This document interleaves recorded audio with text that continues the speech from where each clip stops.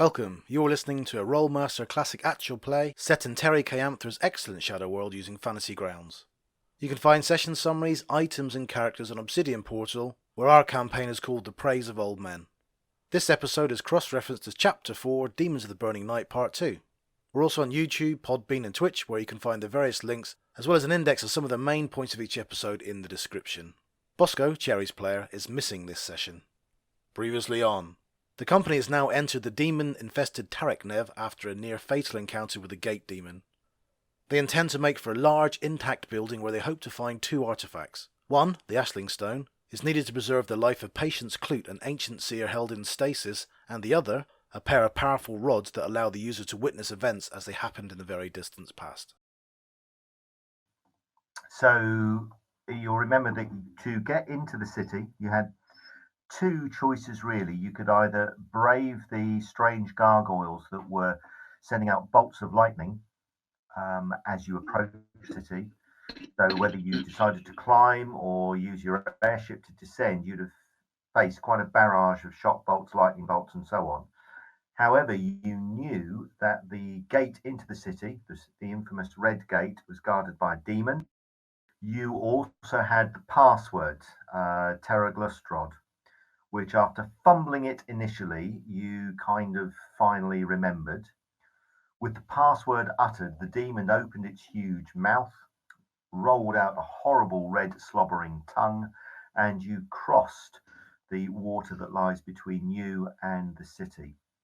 As you closed on the mouth itself, walking along the soft tongue, the air around you got a little bit damper, thicker, and redder, so that you were actually inside the demon's mouth, its huge teeth sticking down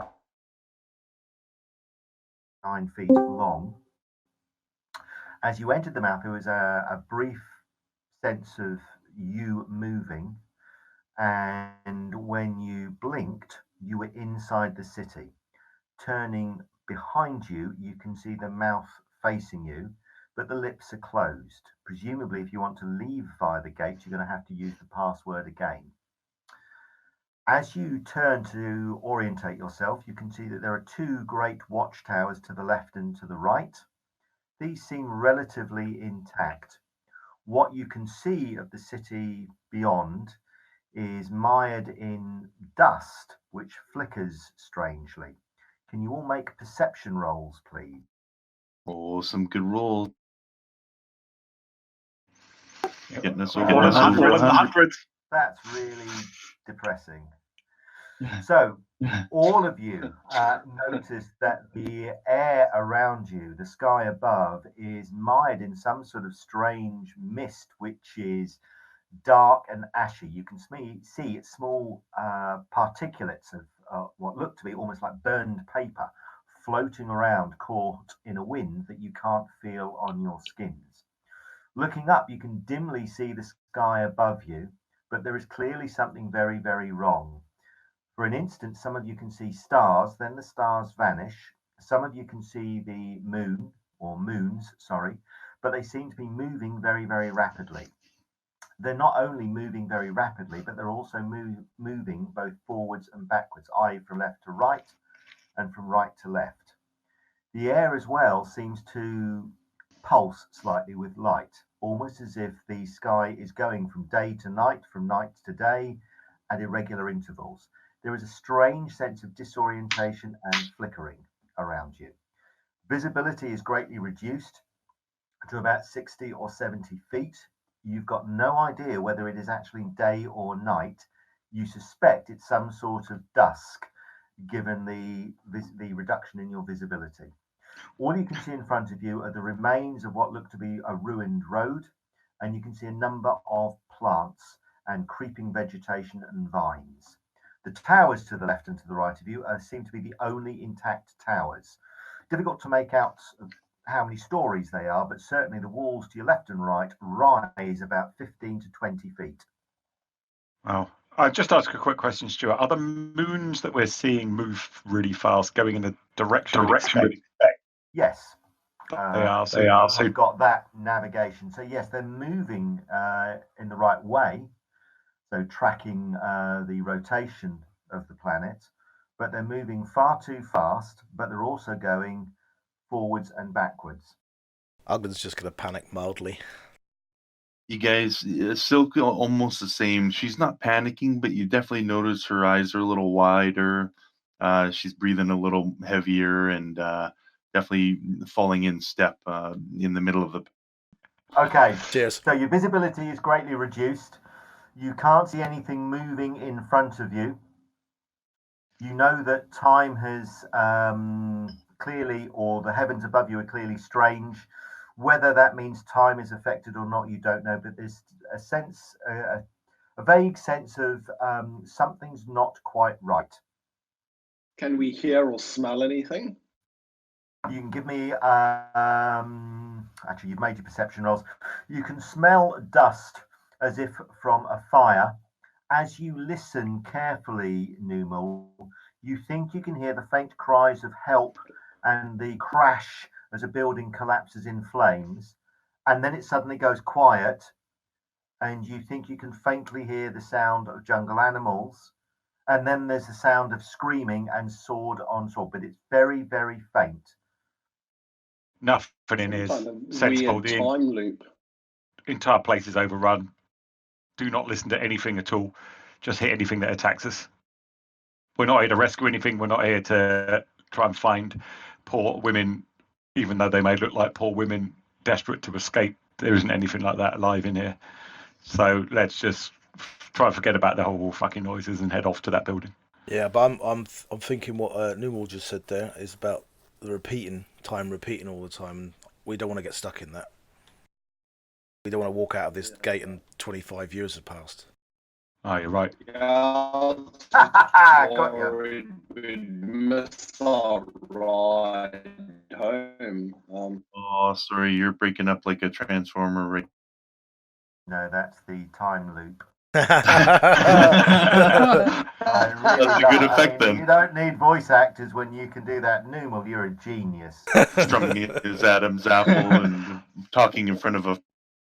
Say that again, Jan?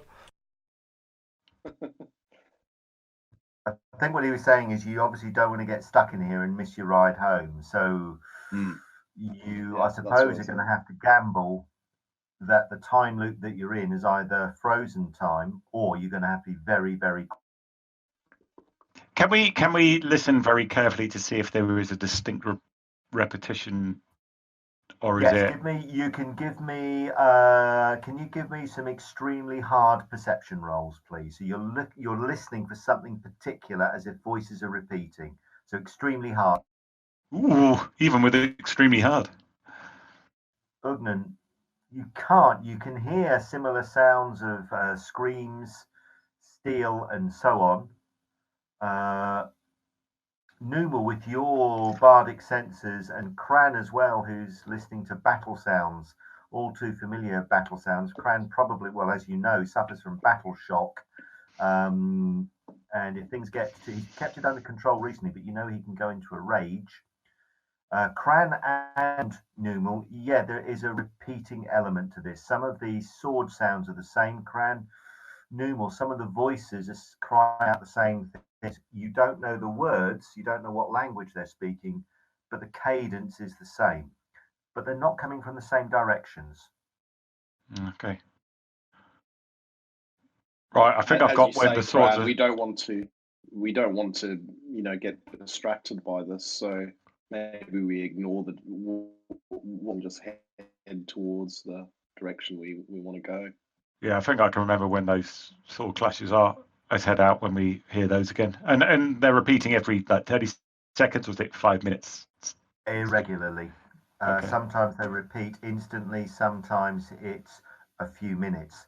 I say a few minutes, but your own sense of time, obviously with no watches, etc., is flaky. All right, So well, unless anyone's got anything to control time, then we can't control it, so let's just head in. But is your thinking that if we head in when we're hearing a particular sound, that we're locked into that time period or that time zone? Yeah, I'm very confident if we head out at exactly the same sound, we'll be in the same time. The other side, Cran raises eyebrows. I've got no fucking idea, but that would be my plan. Yeah. Eyes peeled, don't get sidetracked by anything. Get to that place and see what we can do. Now, do we head round the guess my perimeter, point is- or do we head straight through the middle of the island? If we advance when the battle sounds going on, then aren't we walking potentially into a battle? So we should wait until we don't hear battle sounds, and then we might be I don't know. doing a slightly less Don't know. fighting. If there are battle sounds, conversely, it might be a good sign that they're beating the crap out of each other and would ignore us as well. So, don't know. Wasn't Yeah, the Are we just heading? wasn't the perimeter pretty much clear of things? Yeah, so if we kind of head that way up around the perimeter up to kind of there, take a look. I think we saw that there was like a lock across there. We might be able to go across there, which could be a shortcut avoiding all of these nasty stuff around there. And I'll tell you one thing. When we looked over the airship, we looked in and we saw there was a ship in that bay.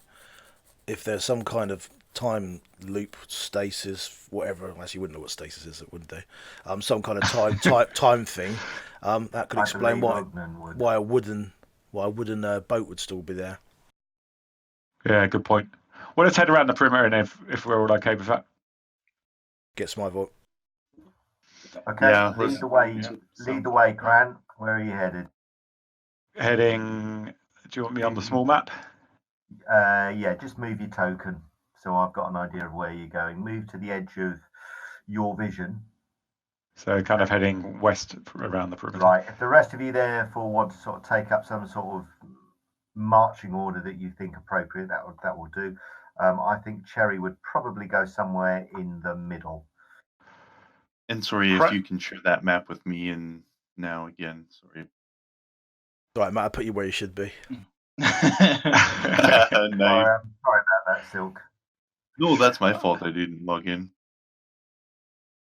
Cranel, he just like shrugs his You shoulders. bastards! He twists his neck left and right and cracks it. Then he takes his 7-foot tall two-handed sword out and takes a look at it and says, you can hear him mutter under his breath, "You better fucking work." Nice. And the blue thing is the tongue that we crossed over on, or sorry? Yeah, it's where the mouth is and where the tongue would extend from. So, Cran, you get up to the edge of the tower. You can see there's a crumbled walkway with steps, presumably on the far side, which will lead into the tower. The tower entrance is about 10 feet above you. It's cold and dark as you glance up. There doesn't seem to be any movement at all. Ahead of you, you can see what looks like a fallen column of some description. The column itself has been slowly overgrown with lichen, moss, and there are a few creepers as well. Okay. Right. Let's focus on what we come to do.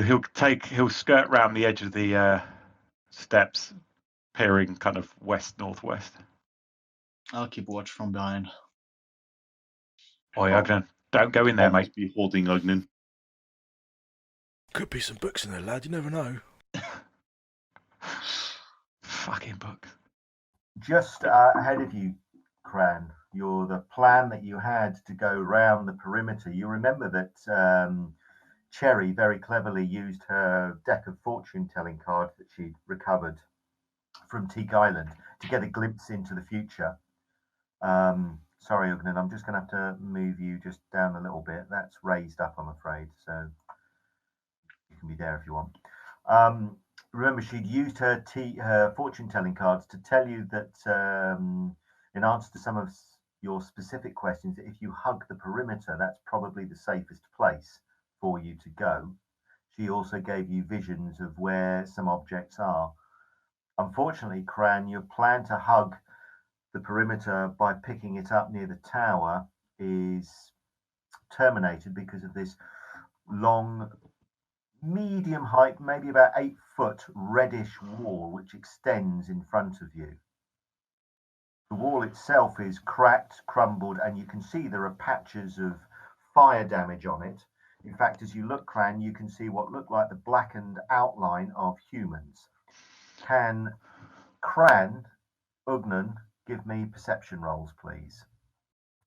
Cran, Ugnan, those blackened outlines are moving.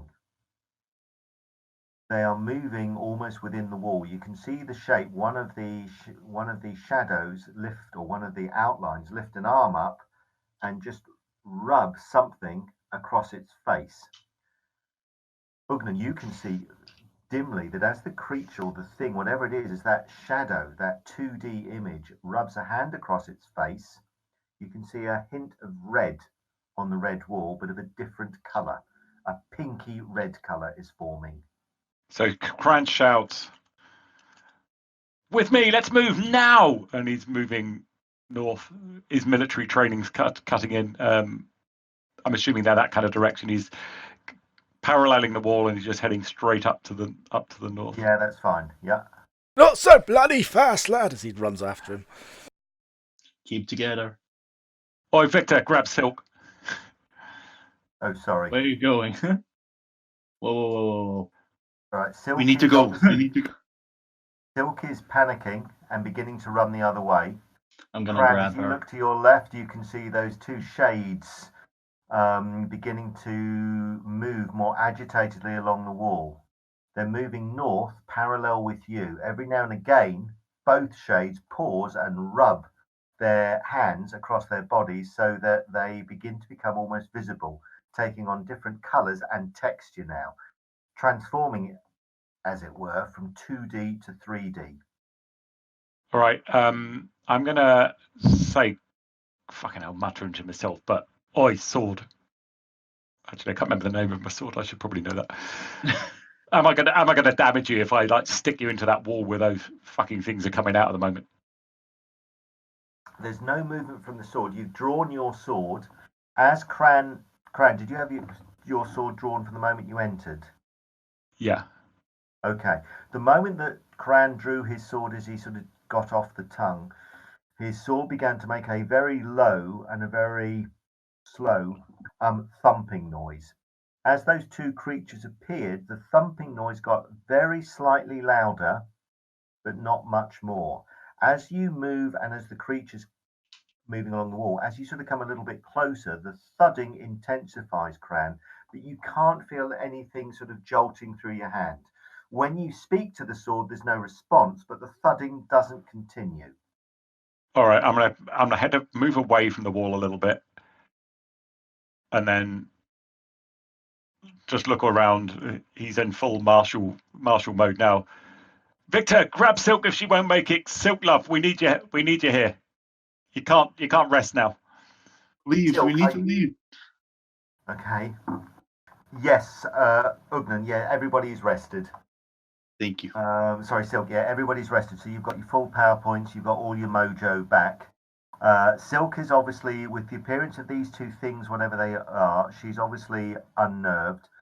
Numal is obviously frozen, wishing to stand by Cram, but also wishing to help Victor drag Silk along. Cherry is just hunkered down by the wall, readying her bow. Cran, can you give me another perception roll, just a regular perception roll, please? Not concentrating on anything at the moment. I'm looking back towards where Silk Right. is. Both creatures on the wall are kneeling down. As they kneel down, they almost come out of the wall. The bits of the creatures that have taken on a more 3D appearance, so you can see they're both wearing tattered and smoke fire damaged clothes.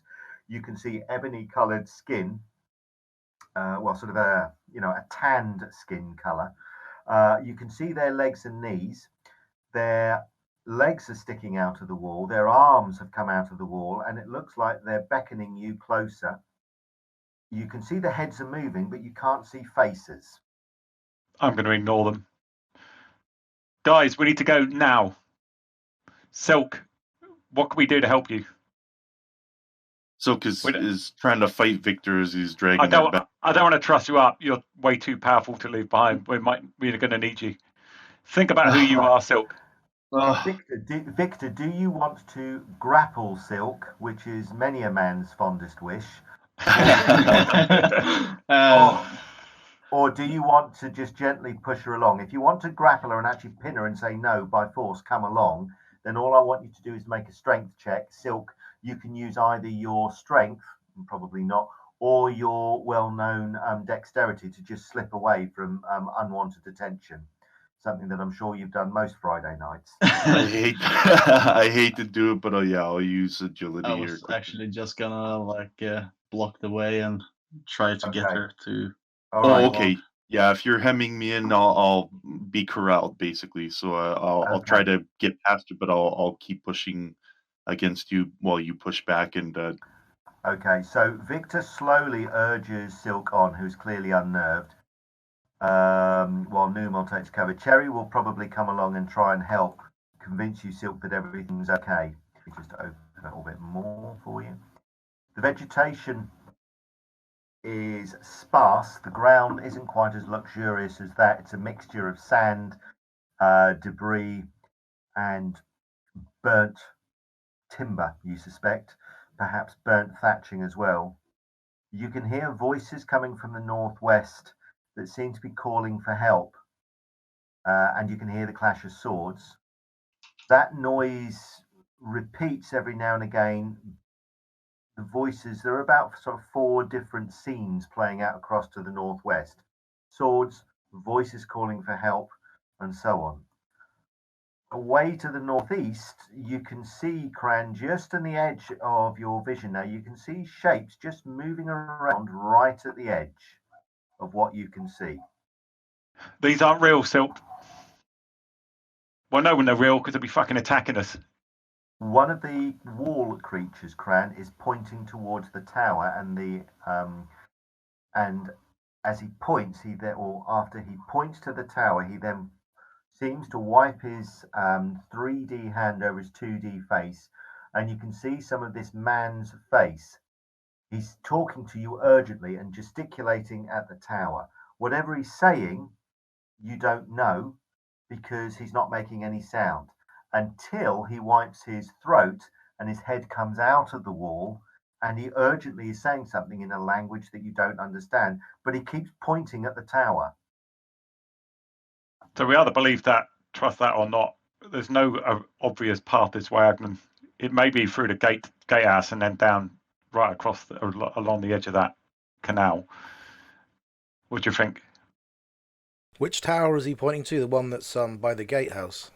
Or was that somewhere else? Yeah, there's 2 towers on either side of the gatehouse. One on the left, one on the right. That's right. The one that you've got arrowed is the one that he's pointing to. And he seems quite urgent about it.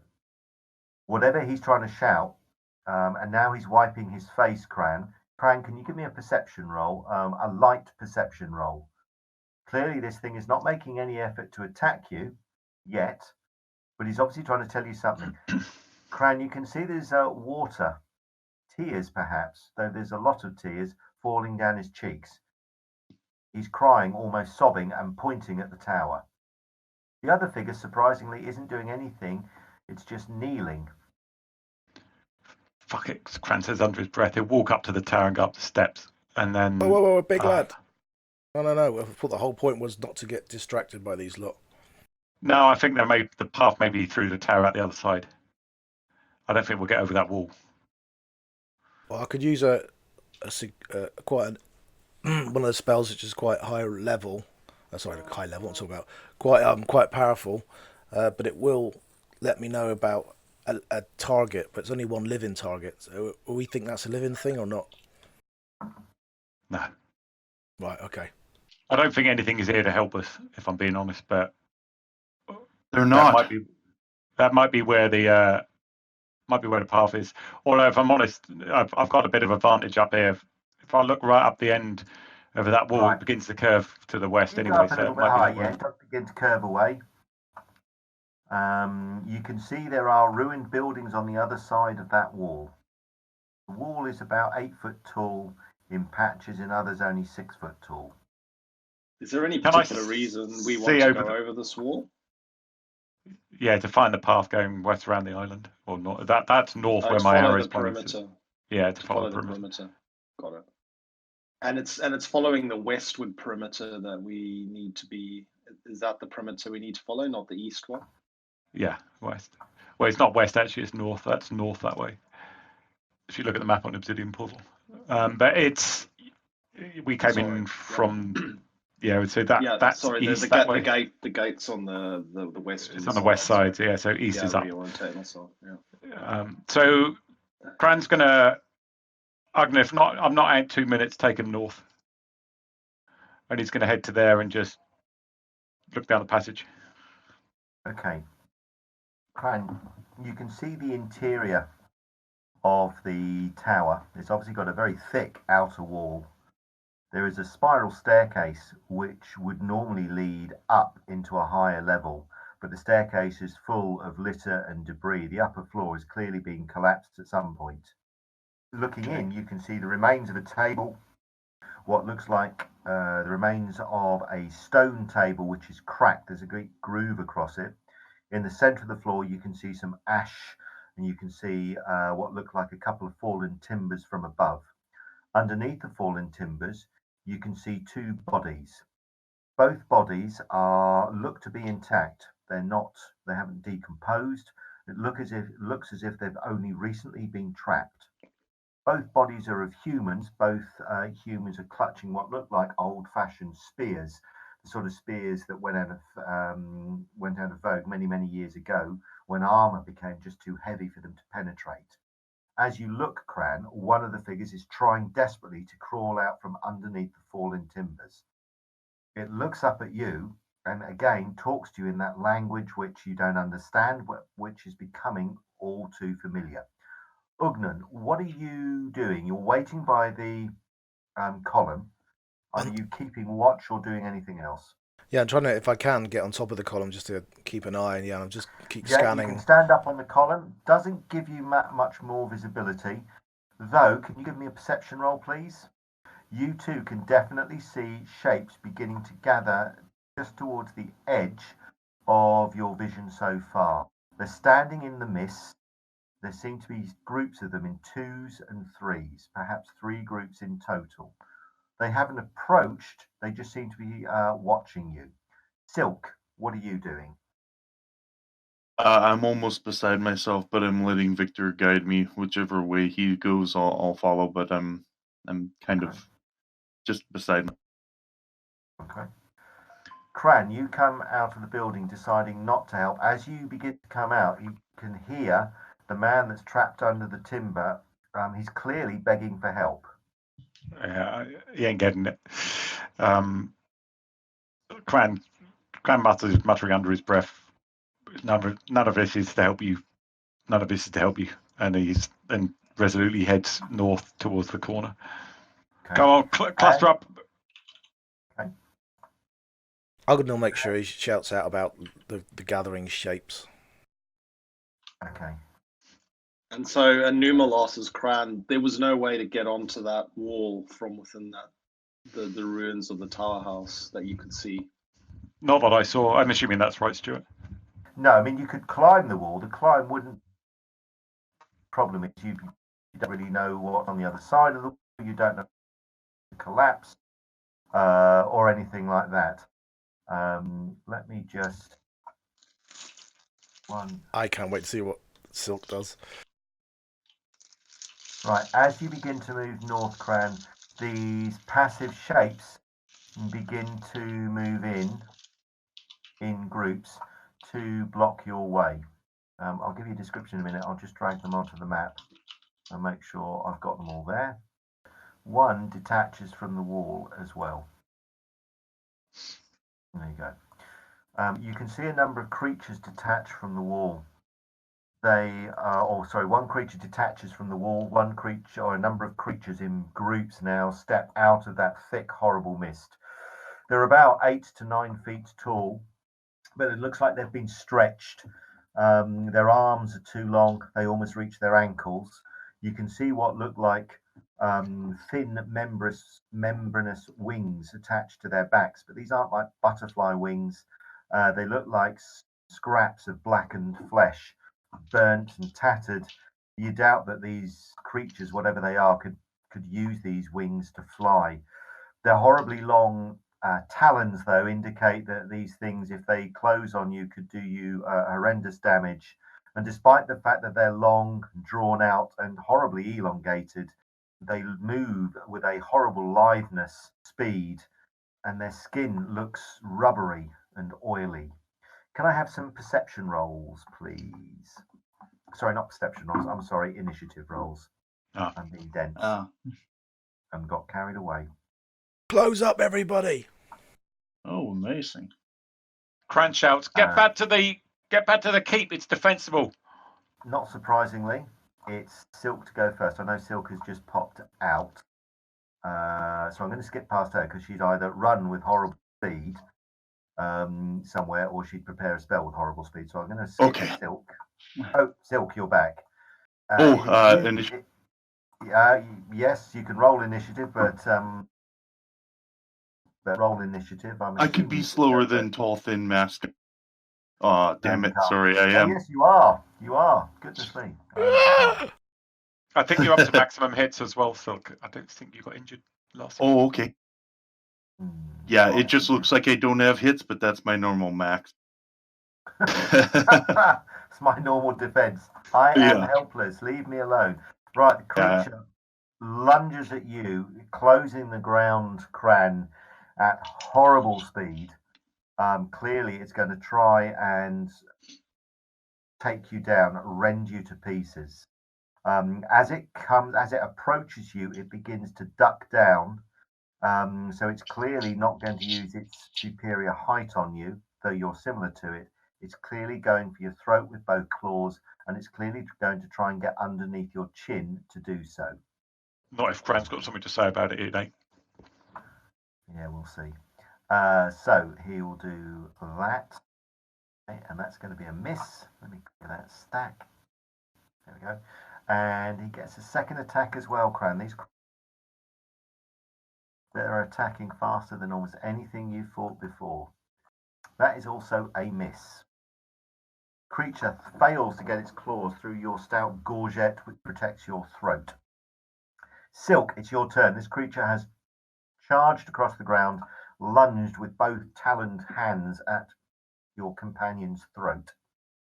Okay, I'm just gonna make a perception because she's racing for the moaning, help me in the Okay. Oh shit, sorry, Cran. So she races inside the building, unless Victor's hold. I don't think Victor's holding you back. I'm not Victor, holding do you. you want to try and stop her? No. Yeah, up to you. Okay. So yeah, Silk, you'd have run round, gone up the steps. Yep, that turn. I'll save you, Master. I'm not going to ask you for a moving maneuver roll because you're not in combat. The ground isn't that difficult at the moment. Okay, so I'll just make it to there and that'll be my round unless you want to. 10, 20, 30, 40. Cran, you're in sight of Ugnan as well. I'm not mess that up. Okay, this creature also runs across the ground, Cran, and will also try and take your throat out with its claws. That's also a miss. It gets a second. Again, trying to rip your throat out. Somehow it's learnt that is the most effective way to deal with people. That, I'm afraid, is a hit, but it's only, drag that over, but it's only 4 points of damage, and it does a B critical. Probably it's not going to do very much. Ooh. As you roll a 99 and rip my throat out. No, that'd be horrible. So you take a strike across the sort of cheek rather than anything else as you throat down. Doesn't do too much damage, more annoying than anything else. But you get a feeling that if you take too many of these, you're going to be bleeding like a stuck pig. And that's not really good for your reputation. Okay. This creature runs across and seems to be coming at you. It is definitely coming at you. You have a horrible feeling that it is going to be able to leap on that fallen, collapsed column, whatever it is, and get you next round without too much difficulty. The other creature comes across. It is coming at you as well. Can you all make perception rolls? This creature moves much faster than its companions and is almost on you, Ugnan.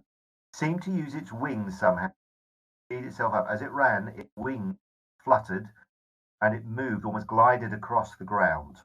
The last creature, which was attached to the wall, kneeling down, detaches and begins to come towards the tower, after you, perhaps, Silk. Numal, it ignores you totally and begins to climb the steps after Silk. This one steps in there, vanishes. So Stu, which one? What was the ID of the one that was doubly fast? Was it number 6 or number 3? It was number 6. It was number 6, and the thing was, it seemed to use its wings around. Okay. Number 1 is the creature that's ignored you and seems to be going after Silk. Okay. And so my action is to follow humanoid number 1. And okay. So why don't you go ahead and make attack? It's going to be a straight attack. The creature is aware of you coming at it, so it will turn and face you. So you won't get a rear or flank bonus, but you can make a normal attack on it. Just remember, it's a demon, so if you've got any special properties in your sword, your katana, or are you attacking with something else? Looks like you're attacking with your katana. Let me just have a look. So you should get plus 20 to your OB, and it's slaying against demons. So any critical is resolved on the slaying table, and you're going to get plus 20 to your OB for attacking this creature. I don't think that's set up in your combat tab. It isn't. So just remember to add plus 20 to this attack. Here we go. Good luck. Thank you. Respectable. That does 20 points of damage. And let me just find the slaying table. Okay, can you give me, please, a open-ended percentage roll, please, for your critical, and you get to add 10 to it, please. Okay, plus 10 and open-ended. There we go. Out of interest, why was it plus 10? Yeah, so you did a D critical. So the severity of the critical is B, C, D, E. That's taken into account on any sort of slaying or wholly critical resolution by giving you a bonus to your open-ended roll. However, this creature reduces that by a certain amount, so such that you only get plus 10 at this time. So the creature takes a heavy wound, is stunned and unable to parry for 3 rounds. It's also taking 20 hits per round from damage by your sword. So let me do that. So it's 20 hits per round. Cran likes holy weapons. Wow. Yeah. By the demon. It's also knocked to the ground for 3 rounds and is struggling to get to its feet. Okay. It also takes another 25 points of damage. So the sword lashes out, hurls the creature down on its face, and you can see that the wound has opened up its back and taken off one of the wings. It's almost finished. You think another blow like that and it'll be all over. Ugnan, your turn. Take that. Nice. Ugnan's going to leg it as fast as he can up to Silk. Okay, so you can run along the column. That's going to require a moving maneuver roll. Don't mess it up, otherwise you fall. Sorry, I shouldn't laugh. This is obviously going to go very well. You can, if you wish, Ugnan, attempt something heroic. And I think you'll be up for this because of the items you've got. You get to the edge of the and then jump across the gap. So you'd run along here and then jump across to there if you wanted. You want to try that? That would require. That would make the moving maneuver roll a moving. I think it's a 5-foot jump. I think that would make it very hard. Yeah, and you've got your shield that you can use too if you want. Yeah, the shield though is either going to use on Cran to get him out of it if he gets swarmed. Oh, right. So I'm probably just going to run along the column, jump down, run round up the stairs because I can't see him making a very hard maneuver. Okay. So that's given me moving maneuver, agility, quick bonus, plus 10, armor penalty. That's going to tell me you can move 90% of your 55. So you've not about failed 50 that feet. roll. Yeah. 49 and a You half. move about 50 feet. Right, great. Yeah. That's more than enough. That's 18 feet to the stairs. 22 Yeah, up, you- so that's The creature 40. is stunned, so it's not going to attack you as you go past. So you don't have to avoid it. So that's going to keep that roll, as I said, as just a normal moving maneuver roll. I don't think there's anything to be particularly concerned about. You're not under attack or anything. Okay. Yep. Right, Cran, you've shouted for everybody to get to the tower. It's defensible. Mm-hmm. Terry, I think, will run the tower. Can they climb up this bit here? Is it just a scramble up some rubble? Or... Yeah, she can actually. So I think she'd get to there and then sort of scramble. I'm going to have her make a movement just to represent sort of running, and yeah, she doesn't quite scramble up. She'll get to about there. Okay. Cran, it's your turn. You've got 2 creatures on top of you. If you want to disengage and retreat and run, I'm not going to give them attacks of opportunity. I know we discussed attacks of opportunity in the rules some time back, Silk, just for the sake of tonight until I can look them up again. If you just want to make a moving maneuver roll, a very hard one. Not a chance, but okay. Or you can stand and fight. No, I'm wearing plate mail and we're carrying 200 pounds of gear, so my chance, I think I can do a maximum of a sprint, which is, so what's my base move? 50, I think. 50. Yeah, something like that. You've got move of 60 there. 60. Where is it? It's on the, so that's it there. So base move is 60. So I actually only need to, I don't need to sprint, I need to run, which is an easy maneuver, or supposedly. So running would get me, that's about 50, 65, yeah, so probably not even run. All right, and that's going to be a hard maneuver to... So I'm going to jog. Jogging should enable me to get there at 1.5 times 50, which is 75. And just make a move roll with a hard pen. Hard, and it's moving maneuver or move. I think it's just a move, just to see how far you can actually get. There's no fall or collapse. I've got a massive moving maneuver penalty of -45. So that's because I'm wearing plate. Is it the MM one you want, or the? No, I think it's just a move because I'm not asking you to leap about. I'm just asking you to move your distance. I want it slowed down to reflect the fact that you're trying to avoid being hit by things. Okay. It was at -45. It did apply that automatically. Okay. So yeah, you can move probably about, I don't know, 20 feet, 30 feet. 5, 10, 15, 20, 25, 30. So he's kind of backing off fast towards the steps as fast as he can, but trying to avoid stumbling over, keeping his eyes on everything. That's why he wasn't very fast. And that's all I can do. Victor, help him up there. I'm gonna try and replicate what Sherry just did. Okay, so give me a move percentage roll, please. 5. Oops. 2 times there. You made lots of moves. Okay, so I'm going to take the first one, which is 10. So you can you get to the wall next to Cherry, and there's the pair of you trying to scramble up. But that's it, I'm afraid. Yeah. Okay, can I have initiative rolls again, please? Well, Cran's at the top. No one else roll. Oh, damn. Yeah, I rolled a 1 and a 2, and I thought, look, I'm second. That's not too bad. Then just slowly see myself go bum bum bum bum bum to the bottom. down, down, down, down. Yeah. Oh, sorry, I forgot to say about parrying. I would definitely be parrying against some of those. Stuart, is it okay to retcon that? I would put some parry against both of those till I get up there. So I'm basically making a fighting withdrawal, but I just forgot to apply parry. Ogden will parry the first one that gets in front of him, Stuart. Dark, pooling on the ground where the creature was lying.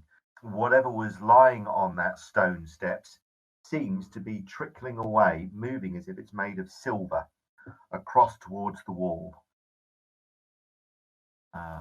This one comes across to there. So number 6, Numal, is going to try and attack you. If you want to set up a parry, you can, to number 6. Okay, so I'm dragging number 6 onto parry. That's right. So the blood that was oozing from number 1, or the ichor, or whatever it is that was oozing from number 1, which was on the steps, was pooling and moving towards the tower like so much quicksilver or mercury. So clearly whatever blood or fluid is inside these creatures is not usual. Anyway, demon number 6 attempts to smash you across the knees, Numal, attempting to break your kneecaps and also bring you to the ground. As I warned you, the creature is indeed hideously strong. You're not able to dodge out of the blow, Numal, and you take 13 points of damage, and you'll take a sea crush. Right. But you're still on your feet. 13. So you manage to stay on your feet. The blow actually misses your knees and catches you across the side. Does another 7 hit points of damage, so not too much effect on you at all. Do that. That was number 6, was it? Yep. It was number 6, yeah. Cran, another one attacks you, only these things are quite clever, and it moves to try and cut off your retreat before it too attempts to go for your legs, bringing you down to the ground. Obviously, once these two things, if these two things manage to get you down to the ground, you could be in quite some trouble. But again, the creature is unable to get past your stout armor. Its blows are deflected off your heavy armor. No effect whatsoever. Creature also moves at you, I'm afraid, John. And it too tries to smash you to the ground. Clearly, they've got a strategy where they're trying to get you down on the ground. That also is deflected off your armor. The armor itself is standing up to the blows, doesn't seem to have been dented at all. Clearly, very, very fine protection indeed. Silk, inside, can you give me a quick perception roll, please? Okay. As you step inside, you too can see the tumbled timbers, signs of smoke damage, and so on. Standing in the center of the room, however, seems to be a tall Amarishi. The creature, however, has been nailed to what looks to be a crudely fixed together crucifix. Around the creature's feet, you can see what looks like a deep reddish pool of blood that has trickled down from the nails in its hands and the nails in its feet. The Amarishi has been crucified and doesn't seem to be moving. What do you want to do? Silk starts screaming. She. Let me get this out, sir. No, it's all good. Krillin, my master, Mage of Kelburn, we must get out of here.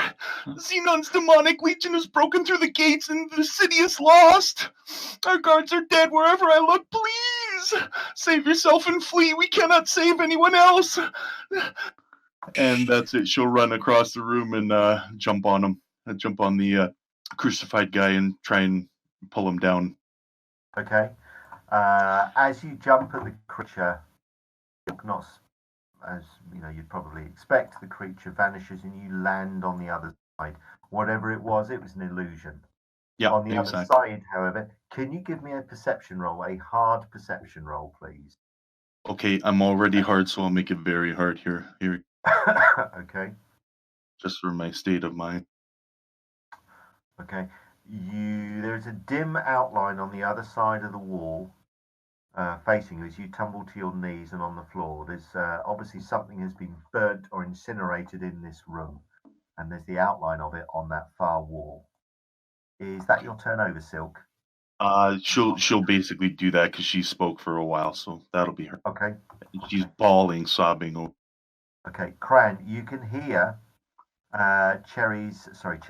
You can hear Silk's distraught voice from inside the tower. She's obviously losing control and beginning to suffer from some sort of PTSD. Probably better named as battle shock, I suppose. There are 3 creatures around you, though, and they're flailing. Until you've killed one of these, you probably can't get to help her. Sorry, not going to be able to break out of those. All right. Victor, get to Silk. Ogden, do what you can. No, sorry. Victor, protect the entrance. Ogden, do what you can for Silk. And then Cran is worked out actually is no fucking point parrying these bastards. If I can take one out per shot, he'll do a bit of a parry. And he's going to take a swing at Humanoid 2. 14 point. Did you add your bonus? Oh, you don't get you get a bonus for unholy. For demons with shield breaker. Really good point. Almost certainly. It's like plus 700 or something. Oh, that sword. Okay, so that's the instant death one, isn't it? It is. Hang on. I thought so. I thought I built in the standard bonus, I believe, but then Creatures of So darkness. No. oh, hang on a minute. Shines brightly when unsheathed and strikes all creatures of darkness within 250 feet with a shock bolt at plus 25 Damn. Right. when unsheathed. Oh, when unsheathed, but it's been unsheathed for a while, hasn't it? What a fool. That's the first law of combat. Make use of your weapons. But okay, the effect will occur after the blade has been sheathed for at least 1 hour. Okay. OB of plus 20, that's built in. Against creatures not of darkness. Okay. Against creatures of darkness, its power reacts to the power of its enemy, providing not only an increased OB, but also increased concussion. So the OB is 20 plus, 3 times the level of the defender. So a level 6 demon would be, I think that's meant to be 38. 6 times 3 is 18 plus 20. All right. So these creatures are level. You'll need just to do this manually. Just add whatever the 3 times the level is onto that 152. Okay. So rather than tell you exactly what level they are, if you're happy with that. Okay. Yeah. I prefer that. Then. All right. So if you roll your percentage, I know what level they are. Okay. So and that's just an open-ended percent. Yeah. Okay. So give me your slaying roll, please. So that's an open-ended 50 to it, please. Add 50. Jesus. 50. You've rolled an E critical. And it's shield breaker. Ooh, that's quite nice. That's gonna smart. Okay, so 135 catches the creature through the leg and clearly severs some sort of major vein or blood vessel or whatever vessel they've got. The foe is stunned and unable to parry for 6 rounds and then dies. Takes another 20 hits. So number 2 collapses on the ground and is going to basically be out of combat. It thrashes and writhes on the ground, screaming silently, making no noise at all. And you can see this horrible silver blood ichor, whatever it is, pooling around its body. And the silver begins to rush towards the wall, that reddish wall across to behind you, John. Okay. Can I? So I'm trying to make a fighting withdrawal. Is it possible to make some movement? I think an attack is like 80% of movement. Yeah, you're allowed 50%. Okay. Do I need to make a moving maneuver roll to try and back off? Yes, please. Yeah. So it looks like I can't move at all. No. Okay. That was all I can do. So that was yours, Crane. You're stuck in combat. You can't move. Numal, clearly number 1 is badly damaged, still unable to attack, and sitting on the ground. You can see it's kind of trying to lift up and scoop some of the silver fluid back into itself, trying to heal itself, perhaps. Number 6, though, is uninjured and coming at you angrily. Yeah, so Numal's like, "What's it with that silver blood?" And then he and then he's going to attack number 6. We're being attacked by tall mercury-filled anorexics. Run! I thought that would. It's the blood going to the wall that worries me. That's going to regenerate that one that you just killed, Cran. Fucking doubt it. Not hit it again. It ain't. Okay, so number 6. So drag my die onto number 6, if I recall correctly. Yeah, that's right. Did I need to add a modifier? Yeah, it's plus 20, but it's all right. I can take care of that. That's going to be, I'm afraid, a miss. Just. Victor, what do you want to do? I was wondering if I could move along, like, to here. Yes. And you will get a flank attack on that creature. So that's an extra 25. Yeah, I didn't really have any weapons out, so I'm gonna take out my warhammer. Okay, so if you take out the warhammer, get your shield ready, that will be your turn. We'll have to make a moving. Yeah. A really high moving maneuver roll, which that isn't. In fact, you get there, slowly draw out your hammer, twirl it around a few times, smack it against the wall, and then you're all teed up to bash number 6 next round. Cherry is going to climb up. I won't ask about a climb roll, and she'll come and see what's happening with Silk. Ugnan, your turn. He's going to start preparing a spell. Okay. So, initiative again, please, folks. Silk. Oh, man, these rolls suck. Yeah. Master of 12, I'll not use your teleport scroll to save myself without you. Please, do not battle the 13th Master of Sorcery. He's too powerful with those demons beyond the pale with him. Oh, quit your And whining. Only she dogs is can hear going you. to cast... Keep going, Silk. What are you casting? Oh, I'll cast Shield on myself. And I start waving my hands in front of me, almost facing the wall and screaming at... Okay. Right, give me a spell roll then. If it goes off, so it's one you can get off in run round. Yeah, look at instant. that. Yeah, no Second problem. level. Okay, so you've cast shield on yourself. Yes. In addition to having another panic attack. Yeah, right. Okay. Number 4. It's gonna this time, John. You can see it. So number 4 is going to attack you. It uses its wings to slightly lift itself up off the ground. It brings its 2 hands together, holding them together, and delivers a smashing, crushing 2-handed blow, attempting to bring the blow down on your head and shoulders. I'm attempting to duck the hell out of the way. Ooh. That is 16 points and a sea crush on you, John. Sorry, You on fuckers!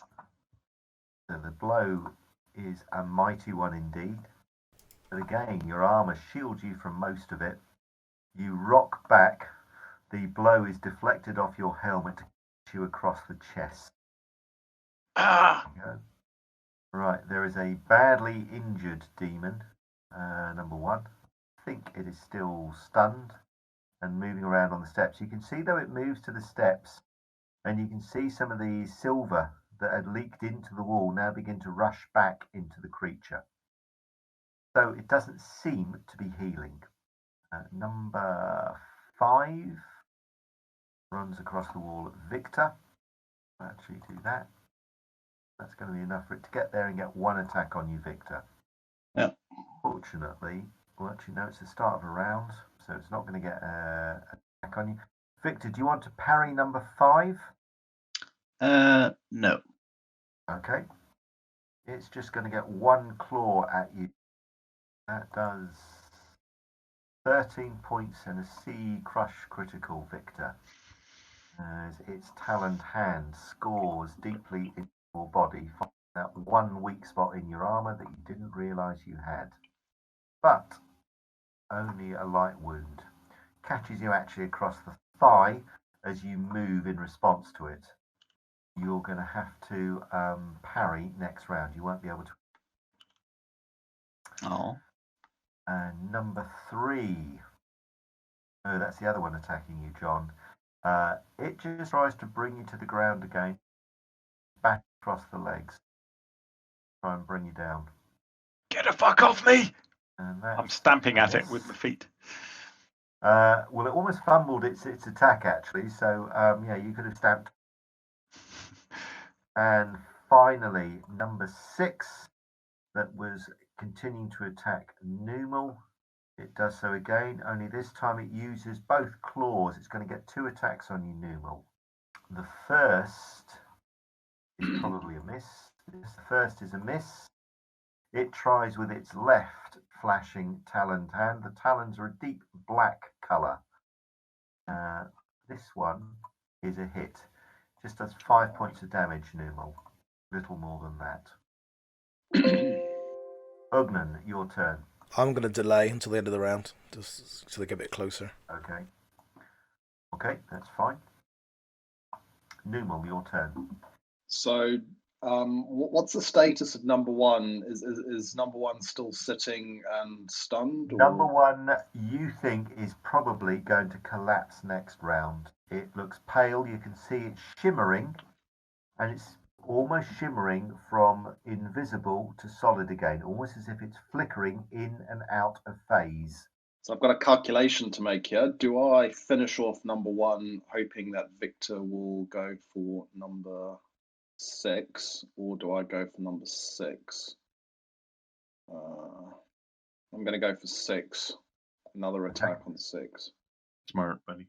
You chose wisely. Well, it's No patronising voices there for you at all. Sorry, Jan. No, it's okay. Okay, so that's with an extra bonus as well, which takes it up to Oh, sorry, 81. got that again. That's all right, I can add that. So that's 4 points of damage on number 6. So the creature is able to avoid the worst of your attack, I'm afraid, but you have actually injured it. Light injury. What's blunting the attack? Hisses at you. Its speed. It is so quick and agile. Right. Once you hit them, you do a lot of damage, but they are very quick and very agile. Cran, for whom the words quick and agile do not always go. You should see him after a couple of beers. He's fine. Right. Cran is. Beer goggles. Cran's secretly thinking, "Fuck, I may never see that sea captain again at this rate." And then he's going to parry. Who's going to attack this time? Humanoid 3. And he's going to parry against Humanoid 4, assuming he can just butcher this thing easily. That's his plan anyway. And he will attack. Oh. Hang on a minute. Why is that only added 39? Foe stunned, foe... Wow, I've got a lot of penalties. Yeah. I'm finding it -10, stun neck. Oh, hang on, I'm stunned, so I can't attack. Oh, that's right. Okay, so... Well, actually, it looks like a can at -50. Foe is stunned next round, so no, that's... Sorry, I didn't notice that. Yes, so neither did I, to be honest. I'm stunned. It's just for 1 round, though, isn't it? So you can, if you want, you can still move. Yeah, can I back off? Yeah, it's going to be a moving maneuver roll, John. At -7, -100 something. You're probably not going to be able to get away from it. I mean, you could move, but the creatures will be dragged with you. -55. There you go. I went forward. If you stumble into the creature and headbutts it, I'll let you make an... No, I'm not going to let you make an attack roll. He's gone to plaid. Victor, what do you wish to do? I would like to attack number 6. Off you go. So number 6 has already been attacked by Numal, so I'm going to plus 25. Is that a rare attack? Oh, shit. Didn't target anything. Okay, you're going to have to roll that again, because I don't think I can... Hold on, let me see if that... Stuart, is that a rare attack or a side attack by Victor on number 6? Yes, it's a flank attack. Unfortunately, I don't think Victor gets his attack, because wasn't he hit with a must parry this round? I don't think Victor was attacked last round, was he? Yeah, I was attacked. Well, I'm sorry, Victor. Yeah, that's right, Victor. You can't attack either. Damn, that was a nice shot as well. Cherry, meanwhile, will get her bow out, drawn, and she will probably... Yeah, I think she'll have a go at number 6. And that's 3 points of damage. So the arrow strikes the creature, but it glances off as the creature, quite worryingly, almost senses the arrow coming and just ducks, and it catches the creature across the top of the head. Can I act at the end of the round? Yes, you can, yep. Okay, so I'll shout, Wagner shouts, "Veraciter!" And hopefully we've briefed Victor that you're going to shut your eyes at that point. Cause that's right. Okay, everybody closes their eyes. Never miss the Thursday meetings. So, okay, so off you go. Okay, so here we go. Yep. Oh, sorry. It's over Crown's one. Okay. Where that is. Where the purple circle. So that's attack against... Yep. Okay. All right, so it's going to make a resistance roll. Oh, sorry. Spell doesn't seem to have any effect. Okay, it was quite a low roll as well. I mean, did it seem like it was that it just wasn't it was too crap a flash, or it just seems like they just don't seem to have eyes or such? Give me a perception roll. Creatures don't have eyes; they're just a black blank face on Oh, a featureless wow. Okay. sort of face as well. So they don't. It have is any Slender Man, full of mercury. Ah! I'll take a 10 feet movement back and just head back a bit. And that's me. Cran, pick them up and wield them like your mercury-filled weapon. Yes, right.